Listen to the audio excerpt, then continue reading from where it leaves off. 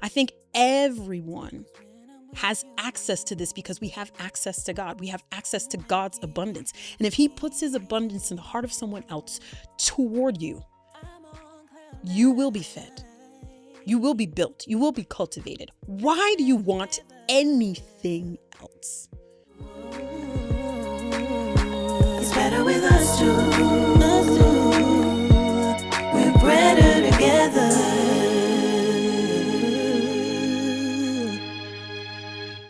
Hello, everybody, and welcome back to Better Together. Welcome. Hey, I am Mina Brett. I'm Bryden Brett. And we are here. We are here to talk about all different kinds of topic related to bridge building. You know, this is episode like 30, right? 31. 31 already. Oh my gosh. So we just want to say thank you to everybody who's been rocking with us. If you're new here, welcome. We are very excited to be doing this. Like, this is something the Lord told us to do, and we're doing it. And it's been so cool to get to know you guys and to, you know, have you guys get to know us. We are always having some kind of bridge building conversation. It is part of our mission to make bridge building sexy for the first time ever.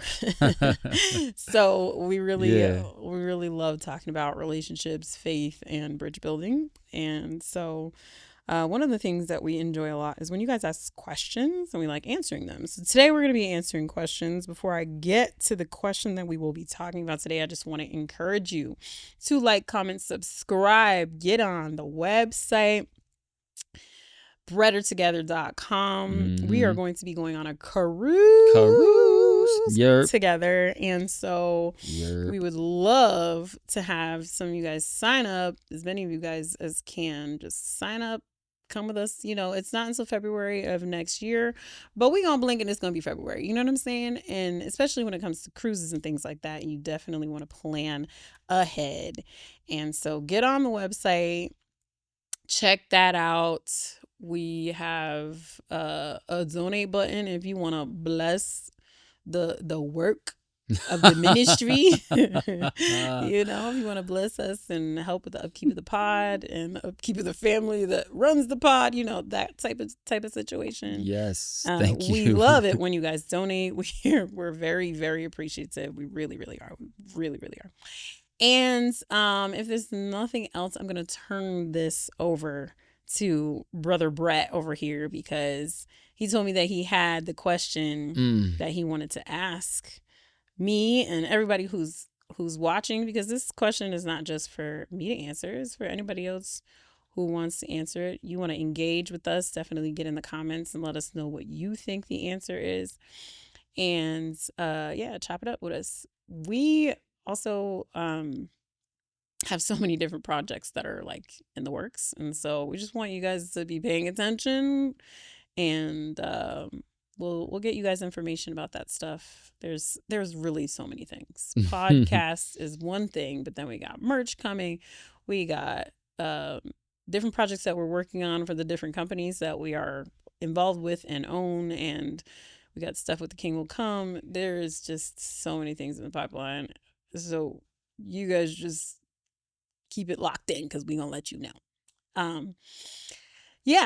Today we're going to be answering another one of your questions. The last couple of episodes have just been, you know, us answering the questions that you guys have asked us, because you've asked some really good ones. And so we want to make sure that we take the time to honor you guys and the time that you take in watching and, you know, sitting back there behind your screen and writing out a comment and taking the time to ask us a question that's maybe on your heart. So this question is one of your questions that you have posed to us, and we are honored to be able to engage in the conversation that it will take to probably answer this. Yes.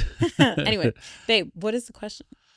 Okay. Do you need to No. set it up, background? No, I'm not sure. I mean, I actually started rolling and I was going to do one question, but I was like, I'm just not sure.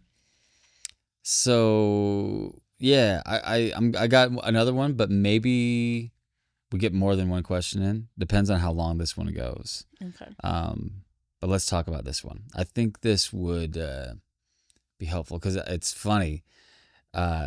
our proposal story episode we did a couple episodes back. Mm-hmm. You I was snarky in that episode. were I'm snarky. sorry. You were snarky because apparently you didn't know that I received my confirmation for us to get married in May of 2018. 18.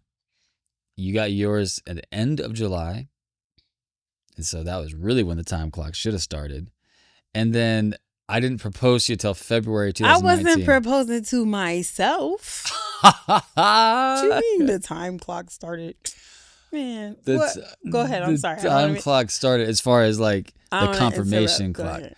Okay, all right. But yeah. I didn't know there was a clock, but Mina anyway. was giving me grief, reading me the riot act about this. Okay. Because I knew and I didn't act on that immediately, which is not entirely true. That's not entirely true. I know. Right. You had to set some things in motion. You know, Right. there was many moving parts to Right. your obedience, but it didn't start right away. Okay, all right. What? Obviously. It did. Okay, anyway. Maybe there was some snags. All right, so obvious, but this was funny because another friend that we have reached out to me about this, and that story was helpful because this person is also dealing with what she feels like is a similar situation, and two people, they're gonna get married. They've already agreed that they're gonna get married, but he hasn't popped the question yet. It's a frustrating thing. Do I know this person? Yes, you do. Yeah. We're on the pod. We're not going to say it on the pod. I know. I'm just trying to figure it out. I'm like, is this a friend of yours or a friend of ours? We'll talk about it later. Okay. So the question came from Gilja on Instagram. I'm trying to remember her first name. I'm struggling right now. I can't remember her first name because we actually know her. She lives here in Utah. She's one of our King Will Come friends that comes to our King Will Come experiences, and she's awesome. But her question was around how do you deal with dating men that won't commit? Oh. Dating men that won't commit. So that's the question. How do you deal with dating men who won't commit? And what is the problem of commitment? Why do men have a problem committing? That's my question. I think it's adjacent to it, but like, how do you deal with men who won't commit? And why do men have a problem committing? That's the kind of double question that I'd like to talk about today. Does that sound good? Sure. Yeah. All right. So what? I don't understand how keep going. You don't understand what? How is it because it took so long for you to propose? That's how that connects to commitment. Uh-huh. Okay. Yeah. Because it absolutely does. You were questioning my commitment. You were like, I was having a hard time connecting. It's good. Go right. But weren't you? No, I'm with you now. But were you questioning my commitment though? At that, no, I didn't think you didn't want to commit at all. That wasn't what I thought. Well, like, how would you process that any other way? Like me not like acting. I just thought you was scared or something. I didn't think it had anything to do with commitment.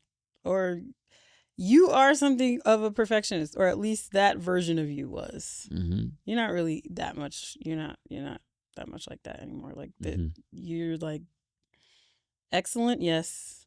Perfectionist is not. But I don't think you had worked through that much of that. Yeah. So I was thinking it was just like, you wanting everything to be perfect and, that type of thing. I didn't think like, oh, he doesn't want to marry me. It was just like, I know he got a ring. What is he doing? Type of thing. Right. Because I didn't know that you had your confirmation in May. If I had known that, yes, I would have been questioning your commitment, but I wasn't, because I wasn't thinking like, oh, he doesn't want to marry me. I was just like, what's the holdup? Once I knew you had a ring, that's when I was like, what's he doing? Right. But before that, why won't he commit? I wasn't. That's not the way I was spatializing it. Yeah. Okay. So obviously, so the connection's there, and I'm glad we had this conversation. Thank you. Yeah. So this is an interesting one because I did have a hard time committing before I married you. Okay, so you're the man It'd be good for you to answer this question. How are you going to flip it back on me? Because you a man. I can't. Who's going to speak for men better than you? You're a man. Okay. I have the wrong. No, but her question is actually for women. She's asking, how do you deal with dating men that won't commit? Okay, so it's then actually you can for answer women. your own question that your addendum to the question. Yeah. Well, we'll answer both, but I'm curious, like, how do you deal with that? Like, did you deal with that before me? Did you feel like you dealt with that with me? Any commitment issues, and how do you deal with commitment issues, like men who have commitment issues? How do you deal with men who won't dating men who won't commit? It's not really a practice that I had to date men that wouldn't commit. Mm-hmm. We wasn't dating if you wouldn't commit. That was what that. Okay. And that was why them relationships ended. You know what I'm saying? Like, But that's not entirely true because you had some longer relationships. Yeah, I mean, I had like one or two that were longer, more than a few months. One was 3 years and another one was like a year and a half or something like that. Those were like the longer relationships. And then, you got the situationships and What is a situationship? We talking type of thing. Like, we like each other, but there's no commitment there, and I never really dealt very well with those type of situations. And so there weren't that many of them. There was one person that we were really compatible and we were like really attracted to each other. They had a whole bunch of other baggage and other things that they were just like, not willing to deal with or, compromise about or anything like that. And it was like, there was an expectation of commitment from me with no expectation of commitment from them. And you ain't getting that from over here. It's not going down. And once I would figure that out in any situation, because there were a couple of guys where I was like, yeah, we would talk to each other. Once I caught wind of the fact that you thought I was recreational, relationship. No. That I would just ghost you. I wouldn't even talk to you anymore. Right. I just cut you off. So I don't really know how to answer this question because I'm like, once it didn't take me long to get into, the nitty gritty of it to be like, oh, you think I'm some type of like toy or you playing in my face. This is not happening. We're not playing. You don't play with me. Get yourself some toys. Get you a PlayStation. Get you an Xbox. Don't play with me.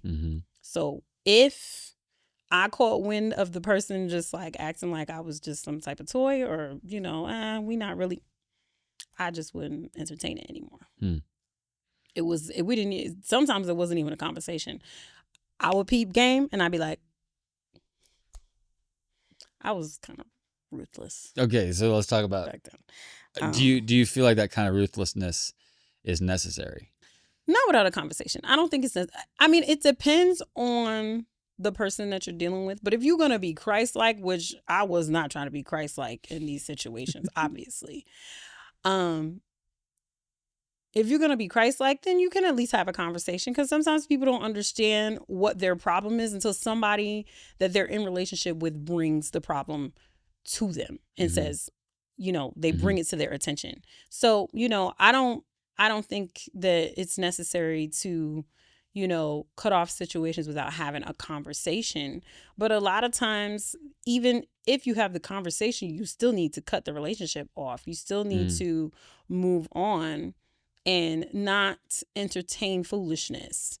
Because that is one of the reasons why men do the crazy stuff they do and get away with some of the things that they get away with is because our standards as women have really just, they're at the bottom. They're scraping the bottom of the barrel at this point. Like, we just be settling for any old thing.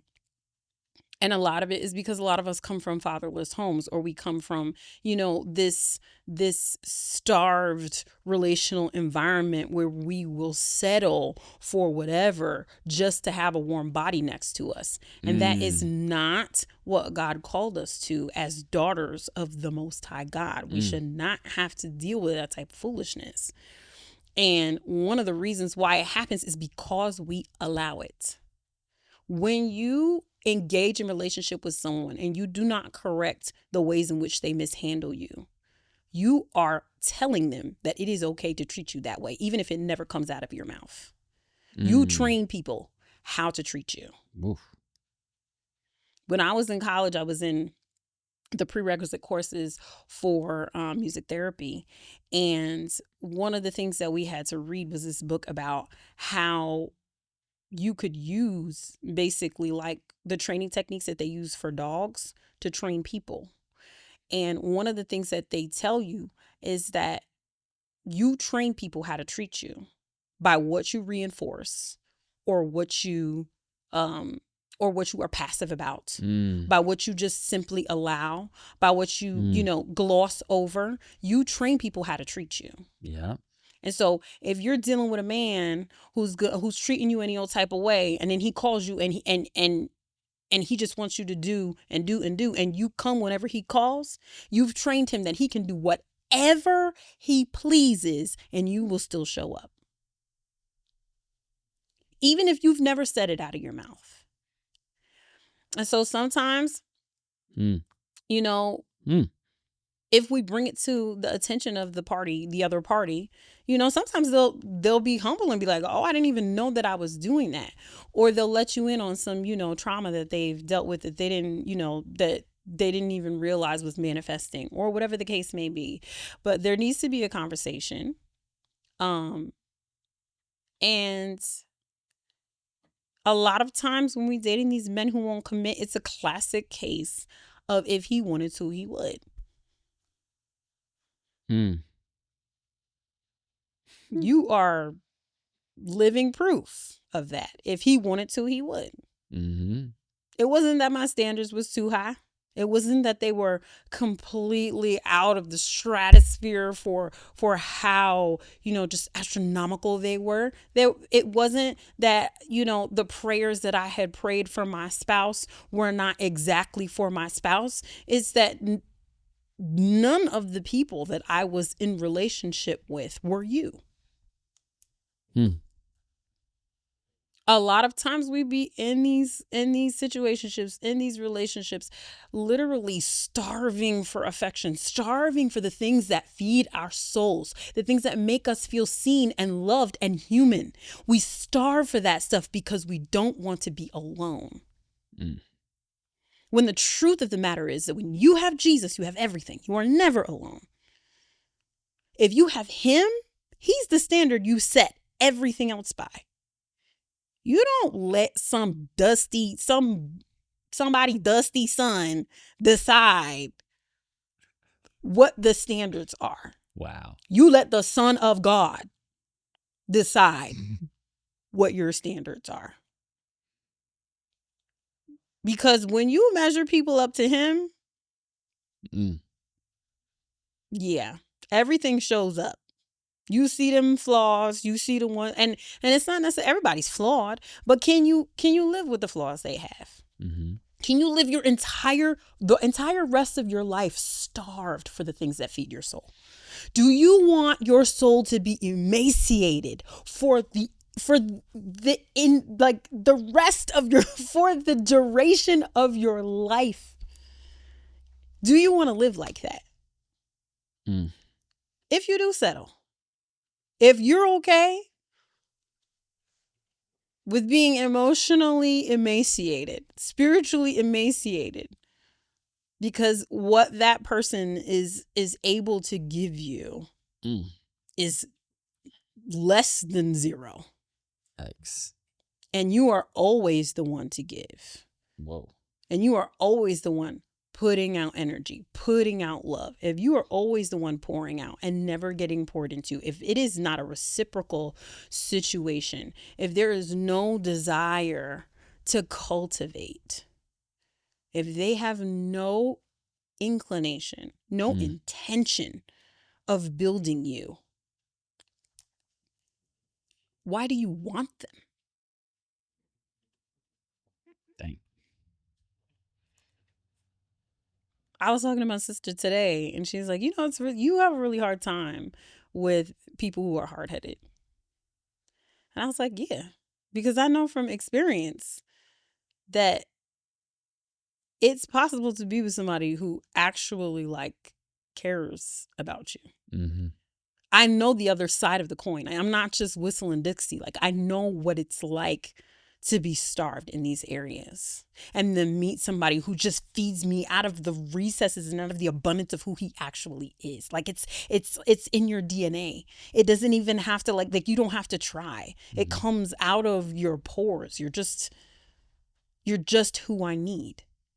So if I see that for myself, I don't see myself as special. Mm-hmm. I don't see myself as like this anomaly. I think everyone has access to this because we have access to God. We have access to God's abundance. And if he puts his abundance in the heart of someone else toward you, you will be fed. You will be built. You will be cultivated. Why do you want anything else? Why would you settle for anything less? I have a hard time with people who won't listen to me because I know from experience what it is like to be in the shoes of somebody who cries all the time because the person that they want doesn't want them the way they need to be wanted. And then they think there's something wrong with them because they have needs. Oh, well, I just need to change my needs. You don't need to change your needs. You need to change the relationship. You need to change the person that you have put your heart toward. First of all, your heart needs to be toward God. He'll send somebody with his heart.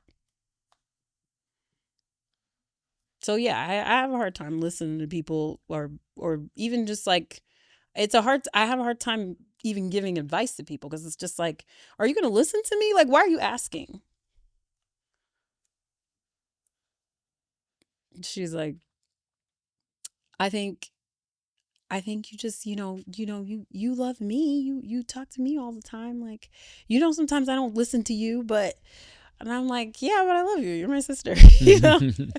It's hard for me to answer the questions and the prompts and the like the inquiries of people who I know you're not gonna listen to me. Because how many times do we have to have the conversation?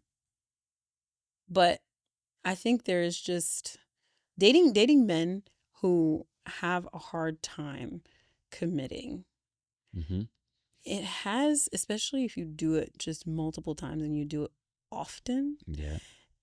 It has this effect on your soul where it's kind of like just taking like tiny little pieces, like little nicks, just over and over, like just making little tiny wounds on who you are. Yeah. On the surface of your soul. And sometimes it strikes in the same place multiple times. And the next thing you know, you've got this gaping wound. And it always centers on you. It always centers on your identity. Yeah. Am I not good enough? Am I not enough in general? And am I not worthy of love? Right. Maybe my standards are too high. Maybe I need to settle. And that's difficult. It is difficult to be in that situation. But for me, even when I was not necessarily trying to be like the Lord in the dating arena, I was never one to stick around if somebody didn't want to commit. Yeah. If they didn't want to be with me, it was just like, okay, well, whatever. So like you showed signs of commitment in ways that I'd never experienced before. Mm-hmm. But then in like just like the most basic ways, you didn't at first. The most basic ways. I had to tell you like what are you talking about? Like, you didn't ask me to be your girlfriend until we were like 2 years into a relationship. You remember that? Wait a minute. So this is, it could have come off to me like you weren't, like you didn't want to commit. But I think you were just like, oh, well, we're, we're in a relationship. We are. Yeah. And even when like we count when our relationship started, we count from Christmas when we met. We count from the moment we met. Yeah. But that's not really when our relationship started. Right. Right. Right. We right, went right. on. We didn't go on our first date until 5 May, yeah. 5 months in, you Mhm. know, and you didn't ask me to be your girlfriend like formally until like 2 years into the relationship. We're like sitting in your car and you said something and I was like, I'm technically not your girlfriend. And you were like, what? And I was like, well, you never asked me to be your girlfriend. And I told you if you wanted me to, you would have to ask. And you were like, what? I don't remember this. And you were like, what? And I was like, yeah. And you were like, okay. And we sat there for a minute, kind of an awkward silence. And you go, well, okay, babe, will you be my girlfriend? You're kidding me. This is crazy. No. Oh my gosh! What I remember is memory. asking your father if I could date you. You did? I don't remember that. Yes. I See? obviously wasn't present for that conversation, so I don't know why I would remember that. Oh, but I told you. So that's why this is so surprising to me because the reason for me was because that moment is a serious moment. I take commitment very seriously, which I don't think everybody does because the first date, they're either kissing or more, which are huge signs of commitment for me, you know? Mhm. And obviously we kissed and we held hands and stuff like that. But as far as like that next level of commitment, like, so I can't remember my entire thought process, but I called your dad and we had a conversation. I didn't know you called him. Yes. Wow. And asked him So sweet. if you could be my girlfriend. I asked him that. You're And he said, so well, welcome to the party. Because we already know that you're like, what is this for? You know? It was like, because it was after you had visited. Yeah. Like, it was all, yeah. But in my mind, yeah. I mean, I can't remember the entire process, but I will say I just like those levels with boyfriend, girlfriend. That's a whole new level of commitment. Yeah. It means something different. What does it It's- mean to you? Oh my gosh. What did it mean at the time? It means we're, how do I say it? I mean, I don't know. I mean, you're extracting something out of me that's like deep in my soul, and I don't know exactly how to put it into words. But to me, it's just it's a commitment level. I'm now going to watch over you at a totally different level than we had before, with whatever we were before.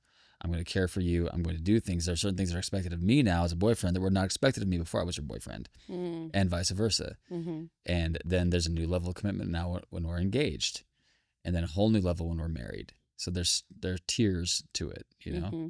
And I don't think every man sees it that way. No, I think, I don't know. I don't know how you deal with men who won't commit. You don't, in my humble opinion. Yeah, but You don't, I don't know what deal with means. You know what I mean? Yeah, Because yeah. it's like, I mean, one way is to maybe find out what their intentions for dating are from the Mhm. beginning instead of, waiting until you're a few dates in and getting a very strong feeling or idea for the fact that they're not trying to commit and then being like, oh, I just wasted a bunch of time. Conversations before you date or on the first date. Like, what is your aim for dating? Mhm. What is your reason for dating? Are you just dating because you need companionship and you just want to, Yes. you know what I mean? Or is Yes. this something that are you after a serious relationship that could lead to marriage? That is what I am after. Mhm. Putting your cards on the table instead of, being weird about it like some Yeah. women can be. And, well, I don't want to scare him away. I want him to get to know me Right. first. But knowledge is intimacy. And you don't want intimacy with a person who's not willing to commit to the pieces of who you are that maybe aren't, the best or you want them to commit to all you are. Mhm. You know what I mean? And so like, Yeah, for sure. But there's still some savvy you got to have. There's Right. the timing. There's emotional intelligence. Like, you don't give everything. It's a No. relationship. You build it, Yeah. And so, I mean, we didn't share everything off the top, but there was enough there that we could. But I think if we would have, so there's that. So that's a tough part of it, right? Like, that too is a thing because we make the assumption when we're dating other Christians that, hey, obviously we're dating for marriage, and sometimes that is not what these dudes be after. Sometimes not what the women be after either. You just like, so I don't know. You can have a preliminary conversation about it first and then maybe dive into it a little deeper later. Right. But knowing why you're there is really important and I could agree. be very helpful when it comes to the commitment piece of things. Yeah, I agree. I agree with that. I'm still back on the cutoff. Okay, so because you're good at cutting off. You How do you know? and members of your family know how to cut people off just from what you've told me, and I've seen it in different times. I think it's a New York thing. I also think it's a family thing. You guys are good at it, and that's not a criticism. But I'm just wondering, for those of us which are many who are more passive, less direct, who have a hard time with this and really care what people think. Because what you're basically saying is like, and it's kind of what I observed, like you cut these guys off, or you have no problem cutting people off, like at all, like because you don't care what they think. But for people like me or other people pleasing people, we do care what people think. And so how do you cut off in a Christ-like way? I don't know. I wasn't being Christ-like. I wasn't being Christ-like So at that moment. is cutting people off Christ-like? Honestly, I think relationally, it's healthy to do that when it comes to like romantic relationships. Mm-hmm. If you are dating someone and it doesn't go well, you should not keep your attachment to that person. Mm-hmm. You could do it as amicably as possible and say, hey, this is not working. We both know it's not working. It's not leading towards marriage. God bless you, and move on. Mm-hmm. This means if I see you in the street, we can wave and smile. You know what I'm saying? But we not texting, we not calling, we not, chummy, we're not friends. Yep. You know what I mean? And then you let God prune that branch, because there is, it is part of the pruning process sometimes when you have to, not allow certain people to be connected to you anymore. And it doesn't have to be any hard feelings, it doesn't have to be no love loss, but we can't continue in this way. So when it comes to relationships, like I said, there doesn't need to be animosity, but there does need to be a discontinuation of communication. We don't need to be following each other on social media. We don't need to be doing none of that stuff, because, that's just a sign of respect to whoever whoever the new person you're with, or whoever your future spouse will be. You know what I'm saying? Especially to give them a modicum of confidence when it comes to. Come on, modicum. I love that. Modicum is a dope word. It's like a dope, like kind of upper level, like prestigious kind of like hat brand. You know what I'm saying? Like that just reminds me of like modicum hats, or something like that. Modicum headwear. Anyway. Yeah. Sorry. Oh, it's okay. To give them, a level of confidence when it comes to your interactions with people of the opposite sex, and knowing that, nobody is going to be like edging in on their place in your life, or whatever the case may be. I think it's just wise to not continue contact with people that you've had romantic relationships with. However you do that, I think should be led by the Spirit. Every situation is different. You let God lead you on that. I don't have no contact with my exes, and it's not like mean or anything. I just don't. Yeah. This blew your mind when I was engaged 2006 and broke the engagement off, and it was really hard for me and for the other person. And then and then other ladies who would have liked to have relationships with me, I've just never been able to cut off. I've never cut things off, and so like, showing up at the engagement, or the wedding reception, and then you're shaking your head. It's crazy. And then because I don't understand it, but right. Well, I think it also might be a cultural thing. I think it's cultural, but I'm going to argue that it's also Christ-like. There's some Christ-like in it, but there's a healthy way to do it. So I'm not saying like those old relationships still maintain contact with them, because I think when you get married, you don't do the same things you did with the opposite sex. You just don't. There are certain relationships that you have to cut off, and even like hanging out with your single friends who are not married, you have to watch that too, because they are operating in a whole different ballgame, and so because you're in a committed covenant relationship and they are not, they're talking about women in a whole different way than you are, so there's even that. So things shift, they just change when you get married. That's for sure. So I'm saying that, but I think what was interesting for me in the situation, the person that I broke off the engagement with, then we actually move into the same congregation, just a few houses down the street from them, and she and her now husband, they actually become some of our best friends. And this was wild. Some of our best friends in the church, in the congregation we were in. And this was wild to you. Yes, absolutely. It was wild to you. If we were to tell all the details of the story, I feel like it would be wild to a lot of people. So there's that. I'm going to say wild, but you say wild, I say miraculous. Because what it represented was healing and forgiveness. Because you take that part of the engagement piece out of the equation, there's no reason why we can't be friends, right, with that couple. No? No. Right? But it's a big piece. It's a big piece. But it doesn't mean there can't be healing and forgiveness around it. That's true. Right? Yeah, and that's why I say it's Christ-like. Right. I'm big on the healing and the forgiveness, but we don't gotta be friends. That's my thing. Like, why we don't gotta. But who is my neighbor? Right. Right. Yeah. Okay. I just want to hear. I would love if this conversation was something that was the shoe on the other foot. How you would feel about it? Oh yeah, I'll tell you exactly how I'd feel about it. I would feel something, but I would understand the principle that it's. And I didn't say I didn't understand the principle. Yeah.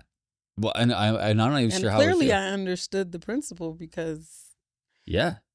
I talked to the person. Absolutely. I actually like them. They're cool. Yep. And you become friends, right? And I think that's beautiful. I think that's so. I think I share that because I think there's another side to the whole boundary thing, because I believe in relationship boundaries 100%.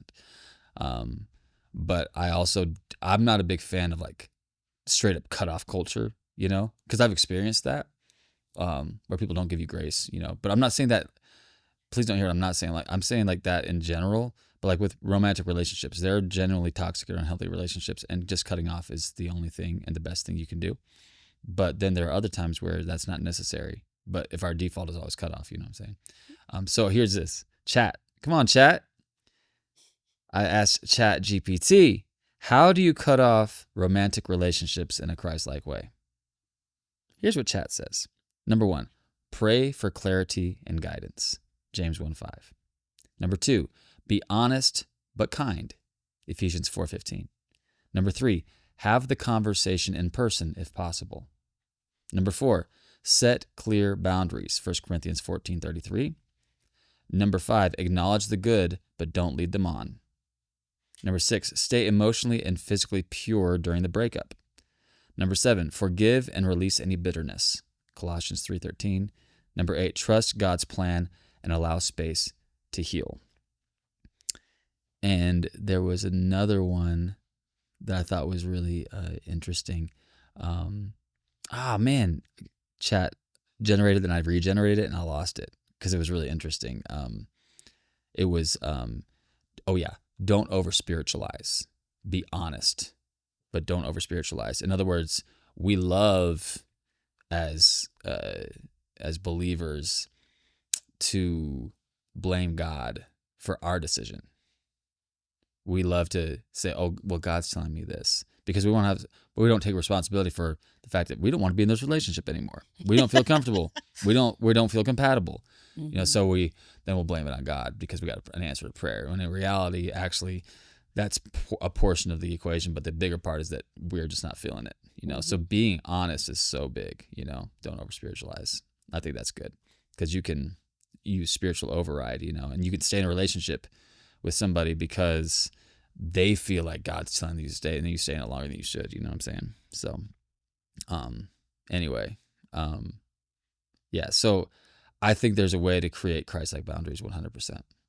And it's so necessary. I had this problem Um,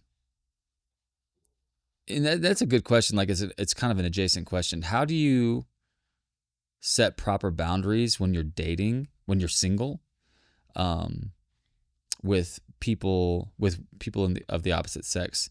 Like, how do you actually be friends with them? Oh, we've had a few women ask similar questions. You know, Mhm. like I struggled with this because it seemed like anytime, because I was kind to them, I was kind to every person, but they took my kindness as interest, Mm-hmm. and I wasn't interested. But so I would give an inch, and they would take a mile. It was really difficult to deal with that because I just wanted to be a brother in Christ, but that's not what they wanted, and it was just awkward. So like that's another question. Like, how do you deal with that? Do you have any thoughts on that?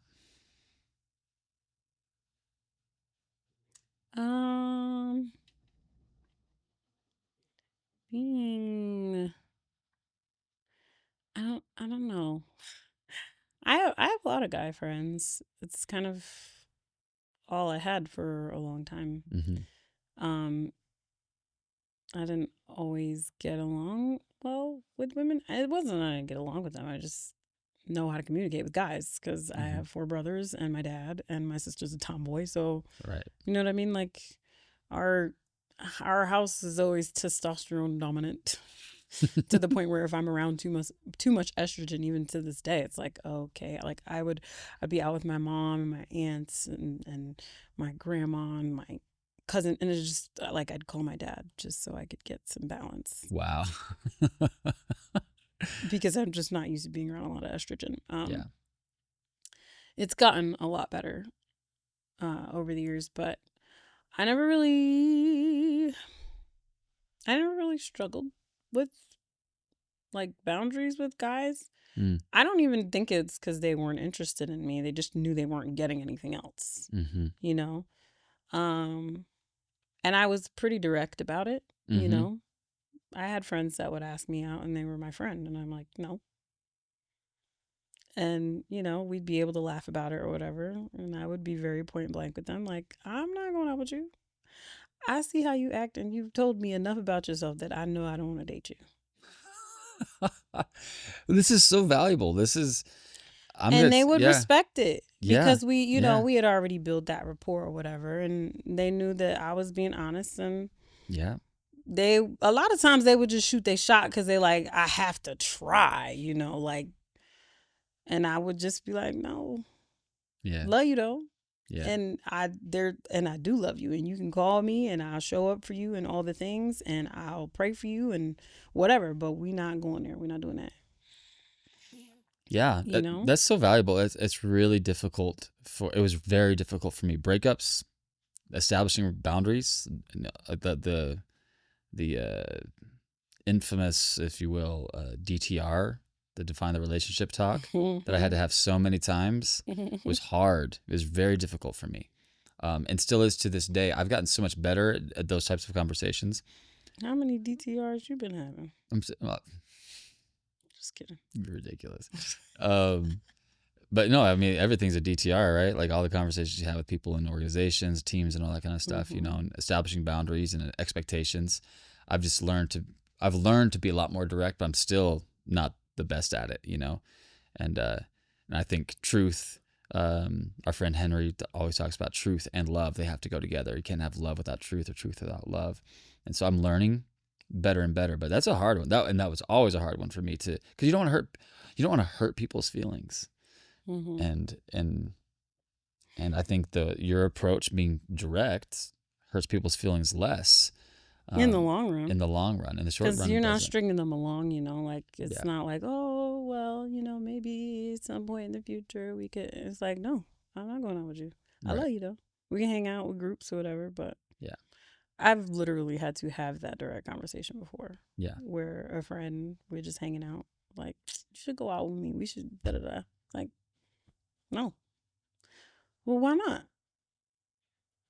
I know you. Yikes. And I don't like what I know. I wouldn't date you.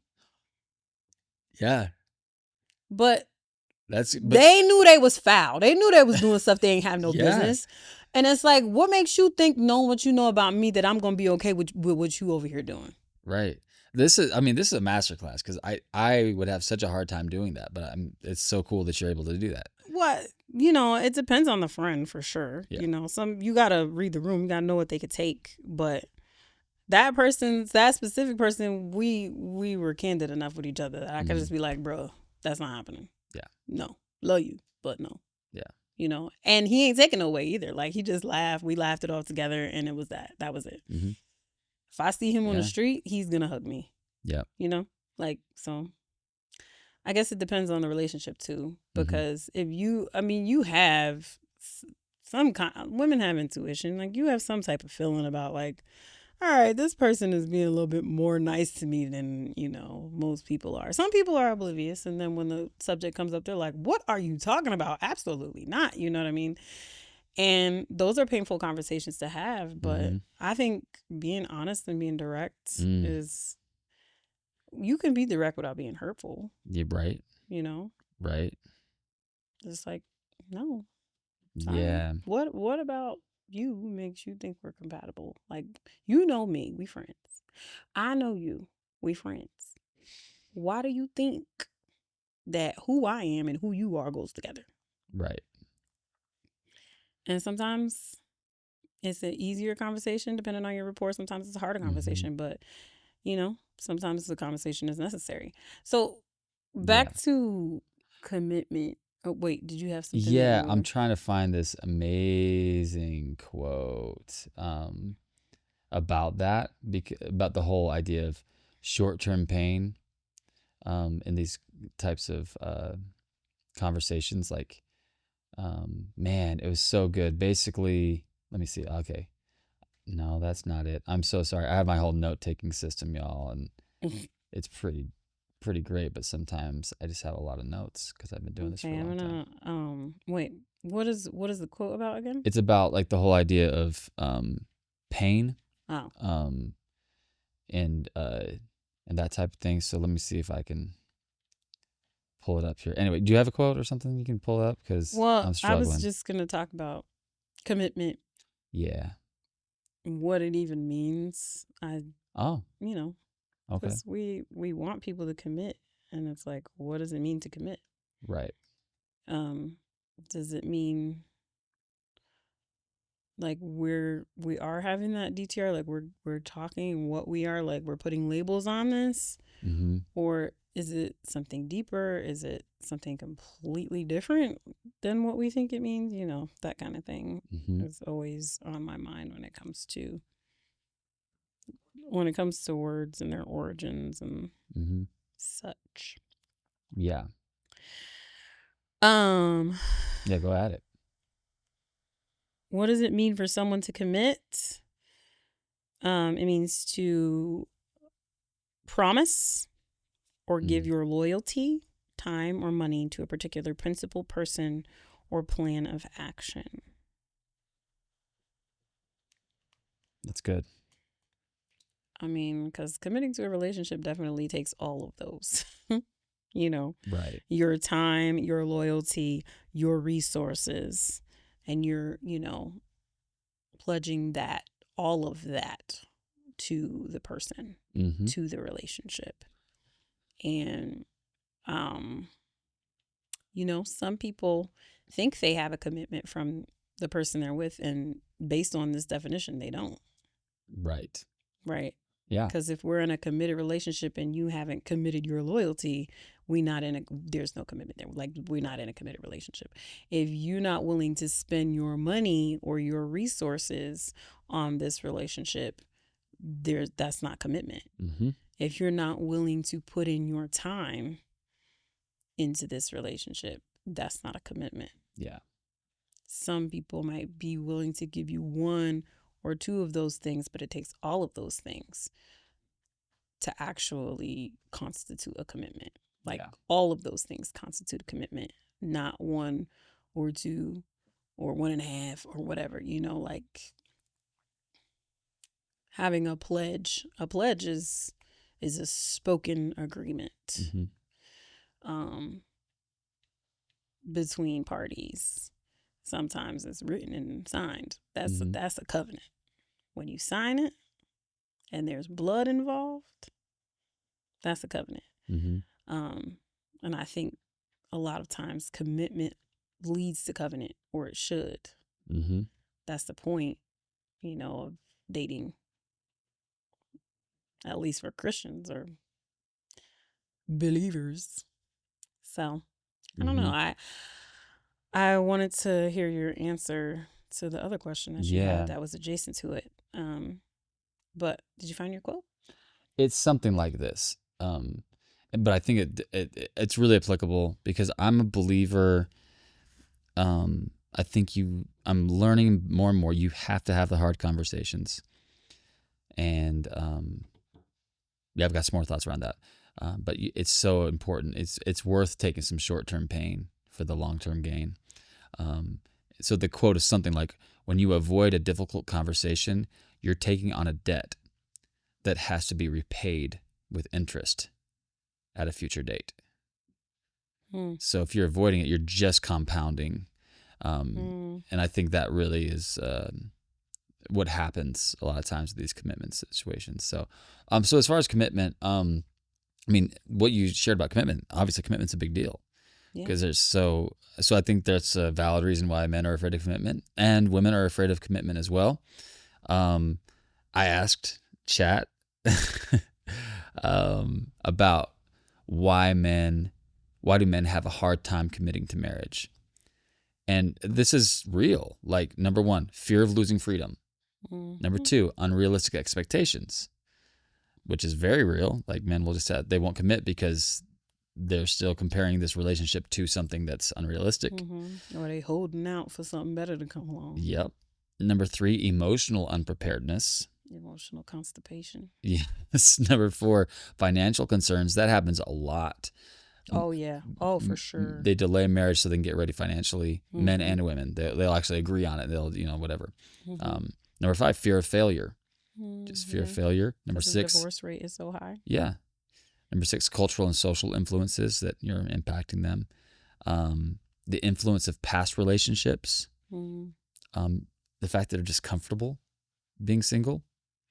And number 10, just unclear in their personal calling can play a role in it as well.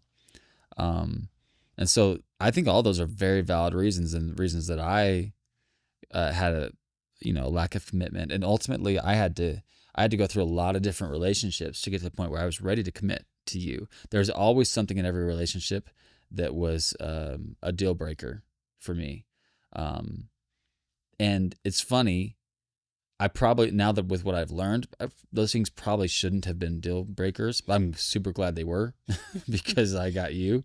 But and I don't know if they would be deal breakers if this heart were implanted in 20-year-old me. I don't know if those things would be deal breakers, but because I was pretty self-righteous but I would have this anxiety around commitment because I'm like, this is forever. This is like huge, and it's got to be this, that, and the other, And so I always had a hard time with commitment until I met you, but I had to cross a lot of thresholds with you to the point where we could commit to each other, and there was a process.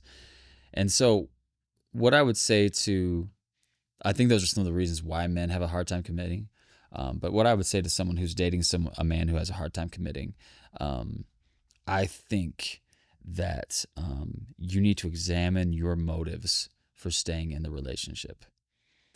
Everything you said was so good. Sometimes we're too desperate, where we just want a live body rather than being alone. And that's not what marriage is for. Just listen to our last episode 30. And then I think you should notice patterns of a lack of commitment as early on as you can. If it's a pattern, I sometimes I think both men and women give too much grace in a relationship for too long. And they'll stay in it for too long. I mean, you could see a lack of commitment in a lot of different areas of life if you just take the time to ask certain questions, especially like on a first date. You can, that's the getting to know you phase. You can ask questions about their life that will reveal their commitment level without them ever saying that they have trouble committing. When was the last time you were in a relationship? How long was that relationship? What do you do for work? How long have you been in that career? What's your current job? How long have you been working at that job? Those kinds of things will reveal commitment to you, even if it's not relational commitment. Yes. Great point. Because Great point. even if you don't want to be scary and be like, so are we in this to get married? Because, that's a little scary for a man or for anybody. You know what I'm saying? I heard about a dude and he ain't even go on a date with the girl yet. And she was like, I could see us being married and all this stuff. Like, they just talking to each other and they haven't been on any dates yet. And this dude has somebody approach him like that. That's the reddest of all red flags. Like, you don't tell somebody that right from Jump Street. Like, Right. what? Right. Even if you know it, like, saying that is risky. So, maybe don't say, hey, we're going to get married soon, or, whatever. Or I'm in this to be committed. What are you in it for?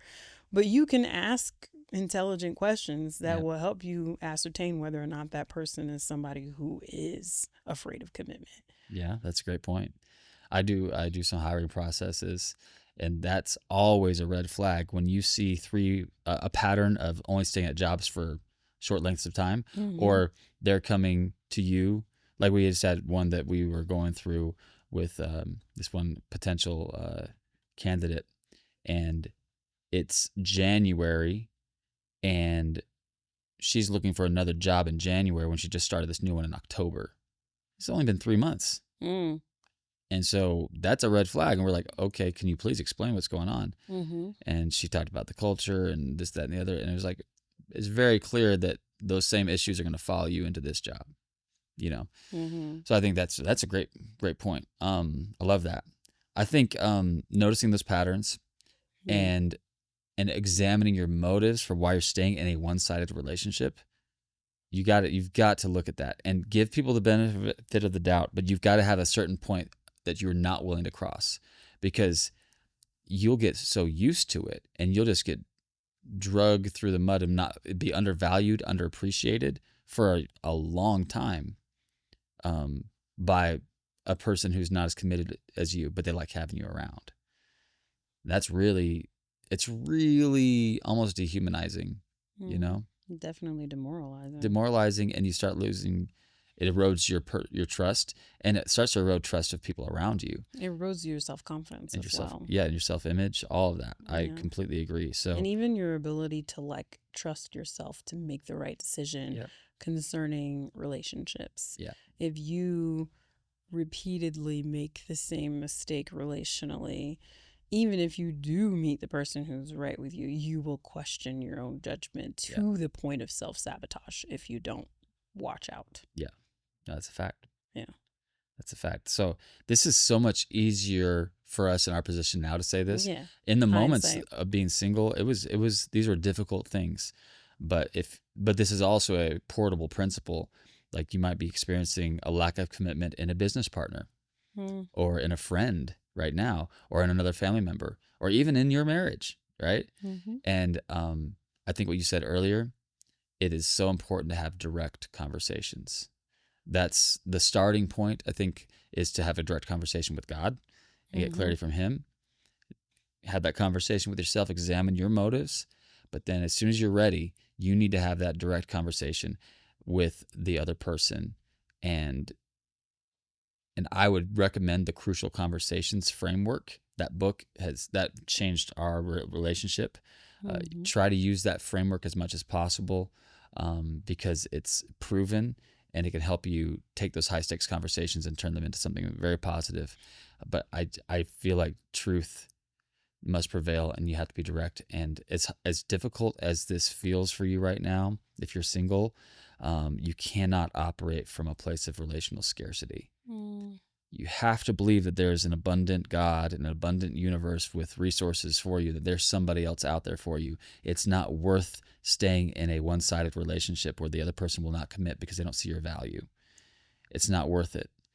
You need to move on and start living life with just you and God for a while and wait for the next thing. Don't be so eager and desperate to be with a person that you're willing to devalue yourself or put them on the throne or let them drag you into any situation where God's not going to be at the center and where you start losing your sense of who you are. I just think it's so important, So, yeah. Anyway, this is an interesting topic. How we doing over there? There's a lot of things swirling. I will say that when it comes to dating men who won't commit, I would say that you need a zero toleration policy when it comes to that. Because this person is auditioning for the most important role in your life.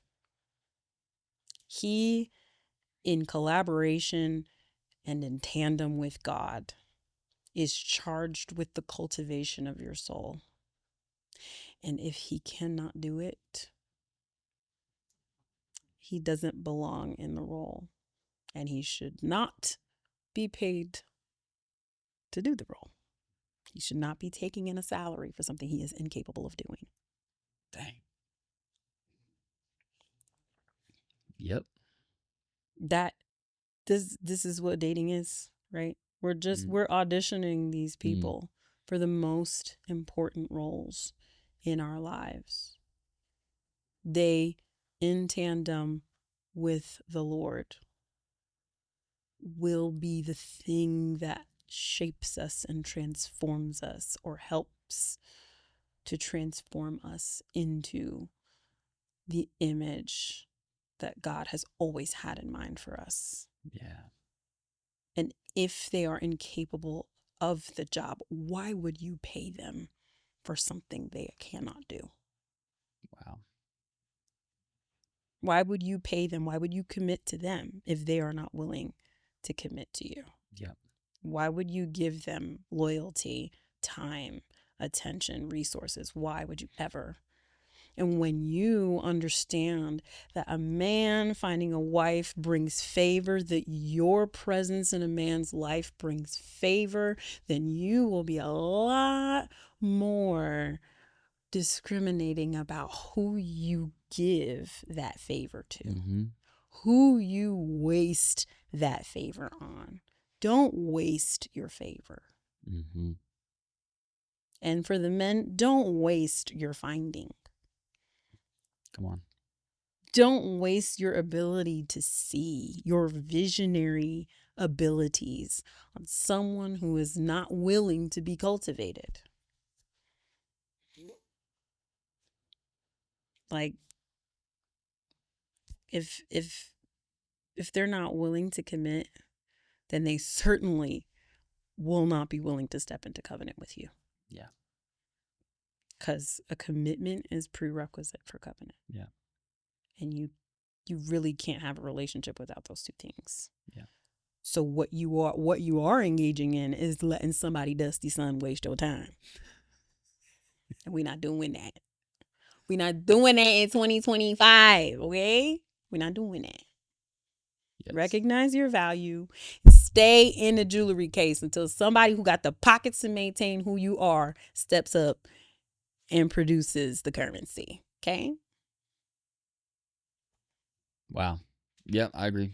I agree with all of that. These are possibly hard words to hear, but this is all about proper relational alignment. Ultimately, at the end of the day, we've talked about that. God first, yourself, then your spouse or your potential spouse, and your inner circle, etc. You just got to align those relationship circles. Everything goes a lot better when you do. It's easier said than done, but it's possible. I think my final thing, I'm just gonna piggyback off of what you said. I can compare the non-committal dating relationship to a non-committal business partner relationship. I have a couple of friends who've had a third business partner in a venture for many years. And sometimes you don't even realize that third person's not as committed as you are. That's a real thing. Because you don't understand what's required of the role of an owner in a business. As soon as you start to understand that, and you understand, I've been acting like an owner, but this other person hasn't. They're just along for the ride. It's a hobby for them. When you realize, that was the moment when they started realizing their value to the company, to the venture, what they were bringing, and that they needed to have a very difficult conversation. And they realized that there were misaligned roles. And through a series of conversations and pain, they were able to come to a point where there was harmony, and this person felt good about stepping out of the role. They were able to do a buyout situation. And now those two people are moving forward the business literally in exponential numbers.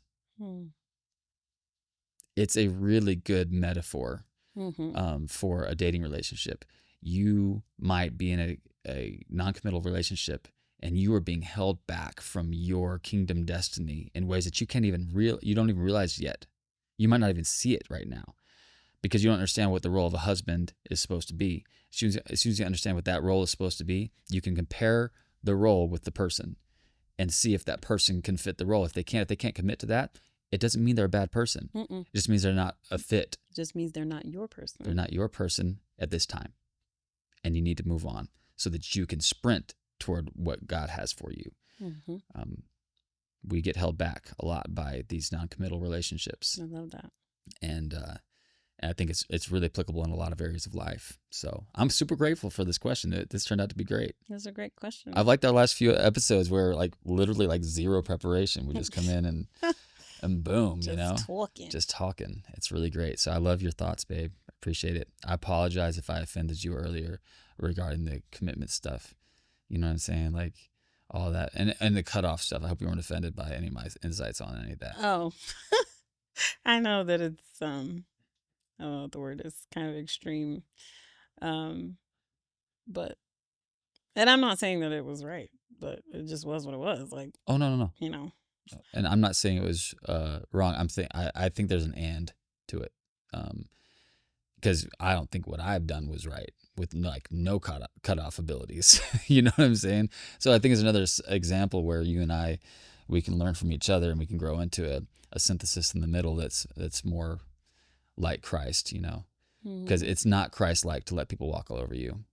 No. And it's not Christ-like to walk all over people either, No. I mean, proper boundaries are healthy. And no is a complete sentence. Yes. I was on a call yesterday, a business call, and this guy, I love him. This guy from New York, he was hilarious. He's so funny. He said, no. He said, no is the second best answer in business.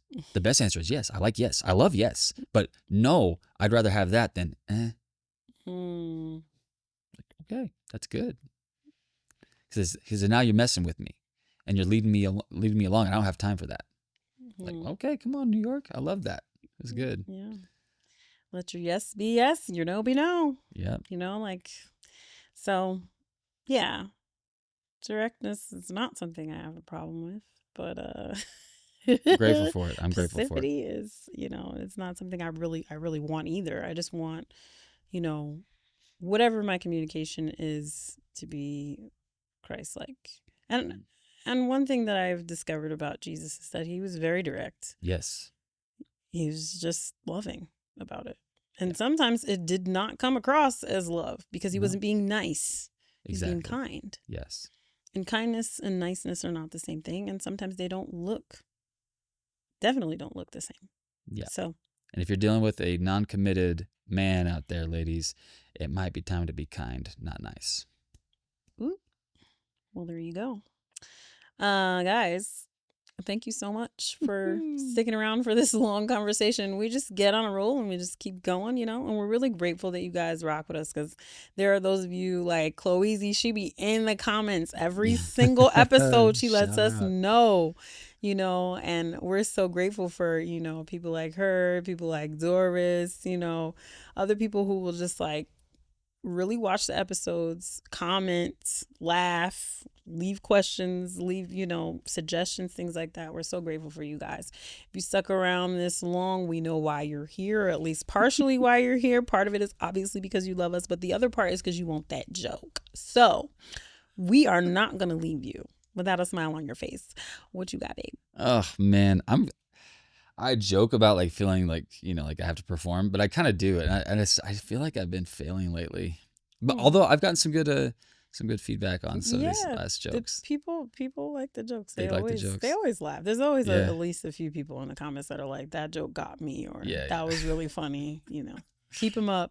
Keep them coming. So Well, before I hit my joke, I would like to shout out the sidewalks for keeping me off the streets. I went to the bank. I just saw like 5 different setups that you could have used that would have been better than that one. But it was so funny. Go ahead. Thank you. All right. I went to the bank the other day, and this older lady asked me to check her balance. So I pushed her over. It's not great. I think it would have been funnier if you said, Oh, are you critiquing? Oh, me yeah, right for now? sure. This is wild. because I want you to tell this joke again. I went to the bank the other day. An older lady told me to check her balance. You should just say, so I pushed her. So I pushed her. Oh, yeah. Instead of push her over, just say, so I pushed her. Yeah. Yeah. Let people's imaginations go. Okay. Yeah. All right. That's fair. Okay. I like that one. I need you to use that again. Okay. And the sidewalk one is really good too. Oh, yeah. That's funny. Yeah. Especially if you use a good setup. Like basketball, sidewalk, like this. I'm liking those Thank two. you. Well, you are on the You need to keep the Grammy those- committee now, babe. This is great. Shut up. I love you. All right, we love y'all. Thank you so Love much you for rocking with guys. us. We'll see you in the next episode. It's better with us two.